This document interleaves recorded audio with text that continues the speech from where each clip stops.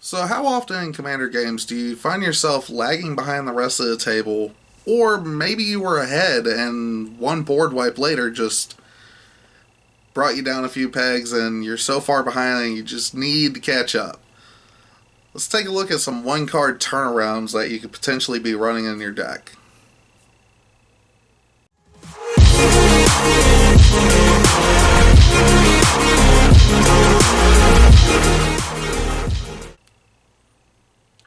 What is up, Commander players? My name is Matt, and you're watching Top Commander. So, today's episode has basically been inspired by some of the recent games that me and my playgroup have been in, where some miraculous plays just happen out of nowhere.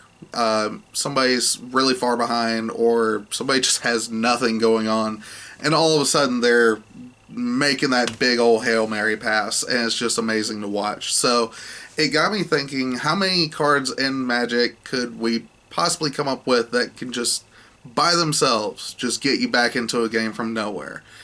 So today I'm going to be talking about a couple of them, and of course they're all depending on certain scenarios, so some of them might sound like a stretch, like Magical Christmas Land, but before I get into that, if you wish to support this channel, be sure to like, share, and subscribe. And if you wish to support this channel directly, be sure to visit patreon.com/topcommander.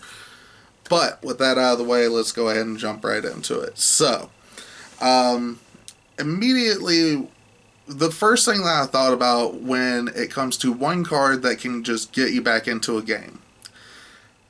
Something like Expropriate or even Time Stretch. Now, like I said, these are all depending on certain scenarios. So, have you ever been in that game where you draw like all of your ramp spells, but like nothing to really do with it, and it's no problem to have 9 or 10 mana? Expropriate and Time Stretch kind of fall in this vein, because both of them can give extra turns. So you can use those extra turns to hopefully get something, as just one of those Hail Marys. Along the same vein of having a lot of mana and nothing really going on with it, Decree of Pain is a board wipe for 8 mana that destroys all creatures, and you draw a card for each creature destroyed. Again, a lot of these are Hail Marys, or maybe you just want the card draw, maybe you have a ton of mana out of nowhere. Something like Genesis Wave also falls in this category as well, of having a lot of mana, just nothing really going on. So, Genesis Wave, you reveal the top cards of your top X cards of your library. It is an X spell, and then for each permanent with CMC X or less, you can put it onto the battlefield. This includes your lands, mana rocks, creatures, artifacts, planeswalkers, whatever. Just any permanent. So not all of your instants and sorceries unfortunately go away. But it's also up to your choice. So if there is something that is a permanent that you don't want on the field at that time, you could choose to leave that and put it in the graveyard as well. These all seem... These are very known cards for a reason. A lot of these cards are used typically to win games. And Villainous Wealth is no different because it is also on this list. It's the Sultai X spell where you get to cast stuff from the top of your opponent's library. So typically you're going to use all this stuff to win, right? So if you have it in your deck and it's maybe one of your win cons, because let's face it, you should probably be running more than one win con. And you're just so far behind. These are win cons that can just, out of nowhere, just give you that extra time or give you that extra oomph to win or get back into a game. Not necessarily win. Granted, these cards could potentially win you the game at the same time. But typically, these cards are just going to help you get back into the game, which is something that you desperately need after a certain point. So don't be afraid to use certain win cons of your deck to just try to catch up or get ahead in a game, is basically the moral of this story. So, other cards that we were thinking about, if you're behind on mana, something that can help you out with getting a huge mana jump, right? So, I think the most expensive version of this is probably going to be Mana Drain, let's be honest. So, for the cost of 2 blue, you get to counter a spell and you get the amount of colorless mana during your next upkeep equal to the card's CMC. So, this one is kind of dependent. You do get to counter the spell, but you want to typically, if you're using this to get ahead in mana, you're probably going best bet wait until you find basically somebody casts something for 6 or 7 mana. And that's no different with Spell Swindle because you get a number of treasure tokens. So that also gives you color mana, but it's also 5 mana on its own. A card like Harvest Season would be pretty good. Maybe you're in a token deck and you've missed a few land drops, haven't drawn any ramp, but you have a bunch of creatures out, right? You just turn everything sideways, pay 3 mana, and you dig out that many lands based on the number of tapped creatures you control. So a Harvest Season would be really good as well with getting that mana ramp out of nowhere. Uh, High Tide is a ritual that's typically used to create some infinite loops, or I know High Tide is abused in like storm decks especially. But in this case, I'm thinking more along the lines of 3 lands in, pay 1 blue, you now have 4 mana available with the other 2 islands, and you can play like whatever 4 mana spell lets you draw 2 cards or something just to get a land drop or whatever. Because let's face it, blue's pretty good about getting your instants and sorceries back out of the graveyard. So if you do it for that, I wouldn't say anything about it against you. Some people might, but you gotta do what you gotta do in a game. Mana Geyser. This is a card that a lot of people know about. It's a really good way for red ramp as well. Granted, it is a ritual and the fact that it's a one-off effect. But for 5 mana, I don't think you could get anything less than 15 mana off of this, honestly. I don't think I've seen a game where somebody's cast this and they don't get at least 15 to 20 mana. But yeah, like these are just definite cards that can just swing a game into your direction. Now, a bunch of these are considering what if you need a quick mana bump? What if you need to get a board state out of nowhere? What if you need this? What if you need that? That's essentially all this really is. Including like if you have a bunch of creatures and somebody board wipes you, what's probably one of the best things that you could do? Living Death is not a bad option. That can definitely swing a tide of a game. Be careful and be mindful of what your opponents have in their graveyards. Command the Dread Horde is another graveyard recursion spell that can let you get stuff out of your opponent's graveyards as well. It lets you get creatures and planeswalkers. Rise of the Dark Realms, just put all creatures and all graveyards onto your field. Sounds like a pretty good investment.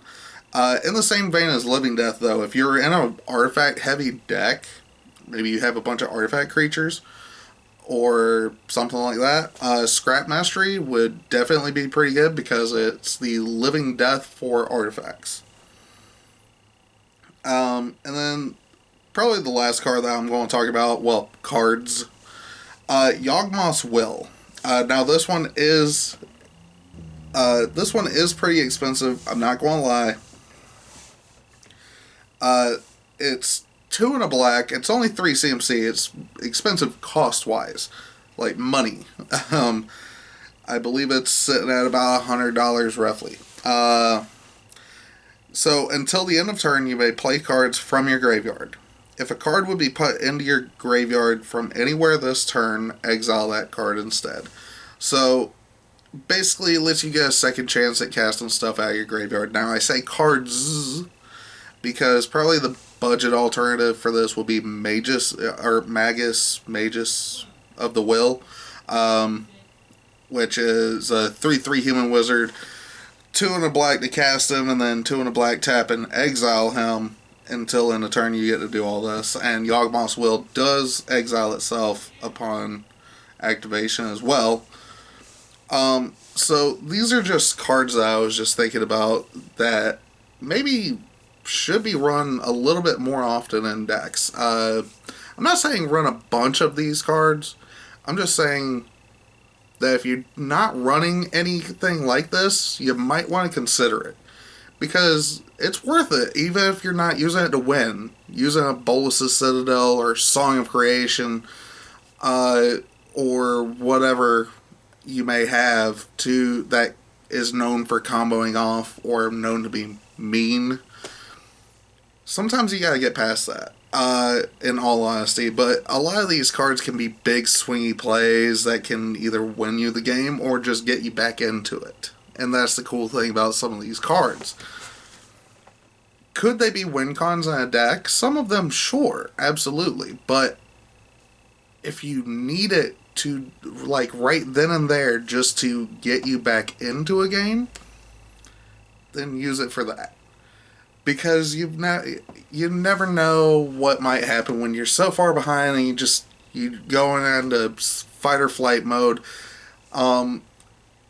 Because you could get some big swingy plays out of these cards and really have some comeback tales that are just amazing to watch.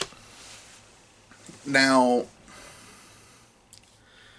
I know how easy it is for players to get far behind in a game, and it's very hard to be motivated in that game at that point. And sometimes you just gotta look at that and just kind of make jokes out of it. I know that when I find myself in that position, my threat assessment is way off. I will counter the most random spells just for laughs. I will probably remove targets just for giggles. Like, it's just, I'm not even worried about it, but it's like, hey, what should we blow up, guys? Okay, we're going to blow that up and turn it into an elephant. You know? Just something stupid. Just something random. It's funny, and it's a lot funnier that way, too, in all honesty, because we end up having some really great, funny moments in our games. Such as, for instance, one person was stuck on lands. One of the players cast Scheming Symmetry and targeted him so he could find a land. We purposefully countered the spell, not to stop him from tutoring, to stop the land, the one lacking in lands, from finding a land. Unfortunately, it was kind of mean, but there's a whole inside joke about that because he runs 28 lands. So it's kind of punishment a little bit at his expense, and it might be mean, but we do it in laughs. I'm not sure if he necessarily finds it funny. I know he doesn't find it funny during games, but the rest of the table does. But so let me know down in the comments below what you guys think. Is there any one card that can help you just get back in a game that you found that I didn't have on this list? Is there any, maybe especially older cards, because let's face it, there's a lot of older cards that you're just always like, wow, I've never seen that. But let me know down in the comments below what you guys think, if there's anything I missed. What are some of your favorite moments of swinging a game around in your favor, or maybe one of your opponents were behind and they pulled an amazing play, comeback tale for years to come, and y'all still talk about it to this day, or something like that. But yep, that's all I have for today. Just be sure to comment down below, and I'll see you guys next video.